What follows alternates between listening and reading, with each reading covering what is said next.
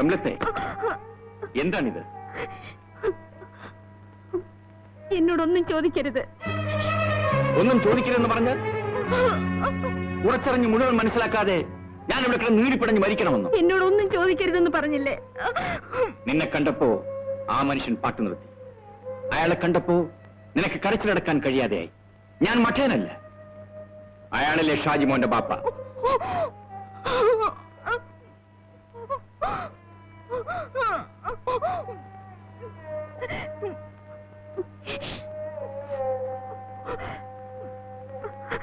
അതെ.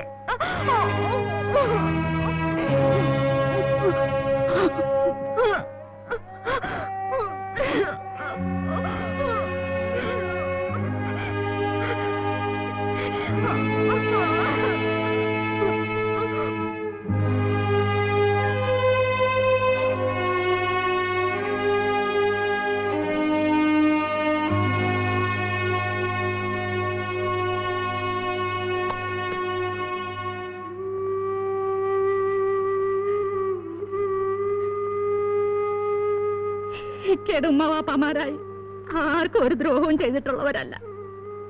ഇക്കയും ആരെയും വേദനിപ്പിച്ചിട്ടില്ല.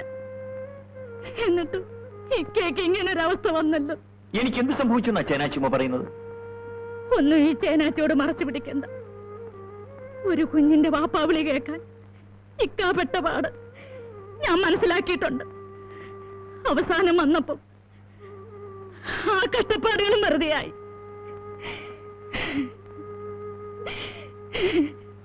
നേരാണ്.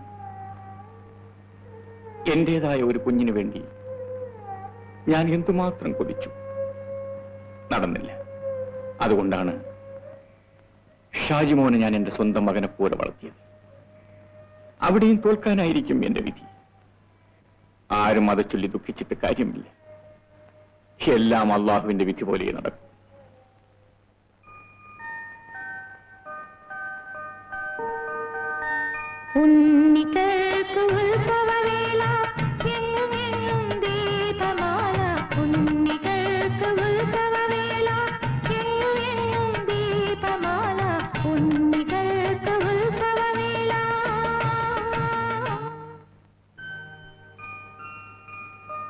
ബാപ്പ, ഇതൊന്ന് പൊടിച്ചാ.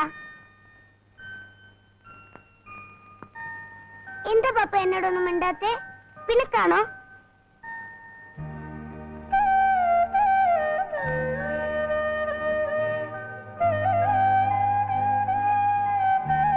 മോനെ,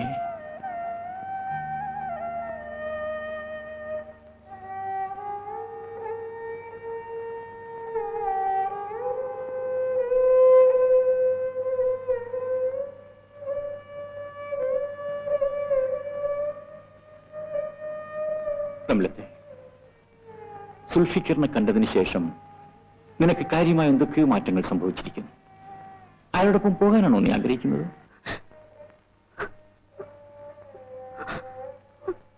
ഞാൻ അതിനെതിരെ പറയുന്നില്ല. എതിർ പറയാൻ എനിക്ക് അവകാശമില്ലല്ലോ. നീ ഇപ്പോഴും അയാളുടെ ഭാര്യയാണ്. പക്ഷേ ഒരു കാര്യം, ഷാജിമോനെ പിരിഞ്ഞ് ഒരു നിമിഷം പോലും ജീവിക്കാൻ എന്നെ കൊണ്ട് സാധ്യമല്ല. പിന്നെ എല്ലാം നിന്റെ തീരുമാനം പോലെ. നിൽക്കൂ. നിങ്ങൾക്ക് തന്ന വാക്ക് ഞാൻ മറന്നിട്ടില്ല. ഈ ശരീരത്തിൽ ജീവനുള്ളിടത്തോളം കാലം അത് നിറവേറ്റാൻ ഞാൻ ബാധ്യസ്ഥയുമാണ്.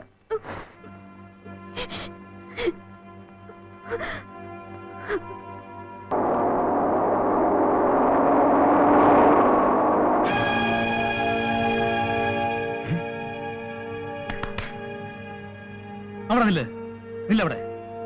നിങ്ങൾ പിന്നെ വന്നോ? എന്താ കാര്യം? നിങ്ങൾ ഒരിക്കൽ വന്നു പോയതിന്റെ ഭൂകമ്പം ഇതുവരെ കെട്ടടങ്ങിയിട്ടില്ല. നിങ്ങൾ ഈ കുടുംബം നശിപ്പിച്ചടങ്ങൂ അല്ലേ? എന്താ ഉപയോഗ കാര്യം എന്താണെന്ന് പറയൂ. എന്തോന്ന് പറയാനാ? ഇക്കാക്ക സ്വന്തം മോനെ പോലെ കരുതി ലാളിച്ച് വളർത്തിക്കൊണ്ടു വന്നതാ ഷാജി മോനെ. അപ്പോ ഷാജി കുഞ്ഞുമ്മ സാഹിബിന്റെ മോനല്ലേ? എല്ലാം അറിഞ്ഞിരുന്നോണ്ട് സ്വന്തം മോനെ പറ്റി ചോദിക്കുന്നത് കേട്ടില്ലേ? ഭാര്യയെ ഉപേക്ഷിച്ച് പോകട്ടെ, സ്വന്തം കുഞ്ഞിനെ ഉപേക്ഷിക്കുന്നത് പാപമാണ്.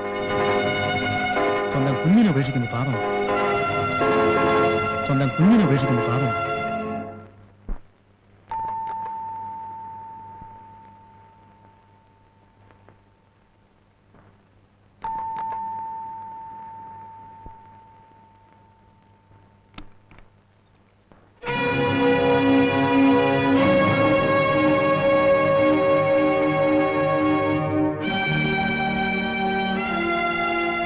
ഞാൻ ഷാജിമോനെ ഒന്ന് കാണാൻ വന്നതാ. അവൻ ഉറങ്ങുകയാണ്. ഇങ്ങനെ ഒരു കൂടിക്കാഴ്ച ഞാൻ ഒരിക്കലും പ്രതീക്ഷിച്ചല്ല. നനച്ചിരിക്കാത്തതാണല്ലോ സംഭവിക്കുന്നതെല്ലാം.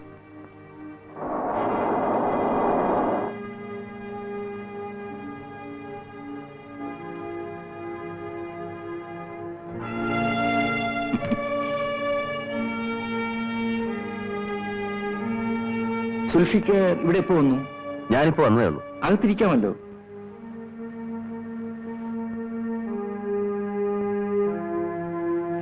ഇരിക്കൂ. ഞാൻ വന്നത് എന്റെ മകനെ കൂട്ടിക്കൊണ്ടുപോകാനാണ്. മനസ്സിലായില്ല. ഷാജി എനിക്ക് വിട്ടു തരണം. ഷാജി നിങ്ങൾക്ക് വിട്ടുതരാനോ? അവൻ എന്റെ മകനാണ്. ഒരിക്കലുമല്ല. ഞാനാണ് അവന്റെ പാപ്പ. അവന്റെ ബാപ്പ് നിങ്ങളും? അതെങ്ങനെ? റംലത്ത് പ്രസവിച്ചതുകൊണ്ട്. റംലത്ത് എന്റെ ഭാര്യയാണ്. അതിനു മുമ്പ് അവൾ എന്റെ ഭാര്യയായിരുന്നു. ആ സമയത്താണ് ഷാജിയെ ഗർഭം മിസ്റ്റർ സുൽഫിക്കർ, അന്തസ്സായി ജീവിക്കുന്ന ഒരാളിന്റെ മുഖത്ത് നോക്കി അയാളുടെ കുഞ്ഞിന്റെ പുത്രത്വം അവകാശപ്പെട്ട ആളാണ് നിങ്ങൾ. ആ നിങ്ങളിൽ നിന്നും മര്യാദ പ്രതീക്ഷിക്കുന്ന ഞാനാണ് മഠേൻ. നിങ്ങൾക്ക് സംശയമുണ്ടെങ്കിൽ ദാ നിൽക്കുന്നു റംലത്ത്.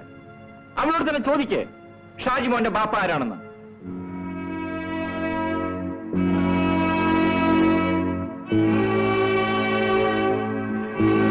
നിങ്ങൾ എന്നെ മൊഴി ചൊല്ലുമ്പോൾ എനിക്ക് മാസക്കുള്ളി തെറ്റിയിട്ടില്ലായിരുന്നു.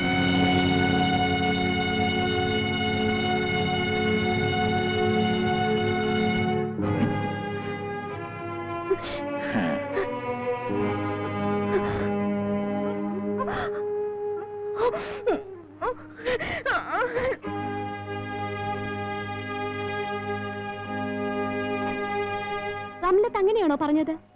എന്നോട് പറഞ്ഞ വാക്കുകൾക്ക് തികച്ചും വിപരീതമായിട്ട്. അവൾ ഇത്ര ഭയങ്കരയാണെന്ന് ഞാൻ മനസ്സിലാക്കിയിരുന്നില്ല. എവിടായിരുന്നല്ലോ അത്രയും കാലം? പോയിട്ട് എഴുത്തുപോലും അയക്കാൻ തോന്നിയില്ലല്ലോ. ഇനി എന്തിനാ അവനെ വഴക്ക് പറയുന്നത്? അവൻ വന്നല്ലോ. അന്ന് പറഞ്ഞത് തന്നെ ഇന്നും ഞാൻ ആവർത്തിക്കുന്നു. ഷാജി നിന്റെ ഇക്കാക്കയുടെ മകനാണ്. എന്നിട്ടാണോ ഇക്കാക്ക വന്ന് ചോദിച്ചപ്പോ നിങ്ങൾ കള്ളം പറഞ്ഞത്? എന്ത് കളവാണ് ഞാൻ പറഞ്ഞത്? ഷാജി ഇക്കാക്കയുടെ മകനെന്ന് നിങ്ങൾ പറഞ്ഞില്ലേ? എന്ന് ഞാൻ പറഞ്ഞില്ല. നിന്റെ ഇക്കാക്ക എന്നെ മൊഴി ചൊല്ലുമ്പോ മാസക്കുള്ളി തെറ്റിയിട്ടില്ലായിരുന്നേ ഞാൻ പറഞ്ഞുള്ളൂ. എന്തിനധികം പറയണം? അത്രയും പോരെ? ആ വാക്കുകൾ കൊണ്ട് ഷാജി നിന്റെ ഇക്കാക്കയുടെ മകനില്ലെന്ന് അർത്ഥമാവുന്നത് എങ്ങനെ? നേരെ ചൊവ്വേ ചിന്തിക്കുന്ന ഞങ്ങൾക്ക് മറ്റൊരർത്ഥം ഇതിന് കൽപ്പിക്കാൻ കഴിയില്ല. ഒരു കാര്യം കൂടി വ്യക്തമാക്കേണ്ടതായിരുന്നു. മൊഴി ചൊല്ലപ്പെട്ടതിന് ശേഷം എനിക്ക് മാസക്കുള്ളി ഉണ്ടായിട്ടില്ലെന്ന്. പക്ഷേ ഞാനത് മനഃപൂർവ്വം മറച്ചു പിടിച്ചതാണ്. ഇവിടത്തെ സുഖസൗകര്യങ്ങൾ നഷ്ടപ്പെടുമെന്ന് ഭയന്ന്. സജന, പരിഹസിക്കരുത്. ഇവിടുത്തെ സുഖസൗകര്യങ്ങൾ കെട്ടിപ്പിടിച്ചു കിടക്കാൻ മോഹമുള്ളവളായിരുന്നെങ്കിൽ എന്നെ സംബന്ധിക്കുന്ന ഒരു രഹസ്യങ്ങളും ഞാൻ നിന്നോട് തുറന്നു പറയുമായിരുന്നില്ല. എന്റെ മരണം വരെ ആ രഹസ്യങ്ങൾ എന്നോടൊപ്പം സൂക്ഷിക്കാൻ എനിക്ക് കഴിഞ്ഞെന്നെ. സജന, ഒന്ന് മനസ്സിലാക്കണം. ഒരു സ്ത്രീക്കുണ്ടാകുന്ന എല്ലാവിധ വികാര വിചാരങ്ങളും എനിക്കുണ്ട്. നിന്റെ ഇക്കയോടൊപ്പം സന്തോഷപ്രദമായ ഒരു ദാമ്പത്യ ജീവിതം നയിക്കാൻ എന്റെ മനസ്സ് ഇപ്പോഴും പൊരിയുന്നു. എന്നിട്ടാണ് ഇക്കാക്ക വന്നപ്പോ പച്ച കള്ളം പറഞ്ഞ് തിരിച്ചയച്ചത്? സജന വീണ്ടും അത് തന്നെ ആവർത്തിക്കുന്നു. ഞാനിന്നൊരു ഭാര്യ മാത്രമല്ലെന്ന് സജന ഓർക്കണം. എന്നെ മനസ്സിലാക്കാതെ എന്നെ നിക്കാഹ് കഴിച്ച നിർദോഷിയായ ഒരു പാവം മനുഷ്യൻ ഈ വീട്ടിലുണ്ട്. അദ്ദേഹത്തിന്റെ മാനം കാക്കാൻ ഞാൻ ബാധ്യസ്ഥയായിപ്പോയി. ഗർഭിണിയായ പെണ്ണിനെ നിക്കാഹ് കഴിച്ചവനെന്ന ചീത്തപ്പേരിനും പരിഹാസത്തിനും ആ മനുഷ്യനെ ബലിയാടാക്കാൻ എനിക്ക് പ്രയാസമുണ്ട്.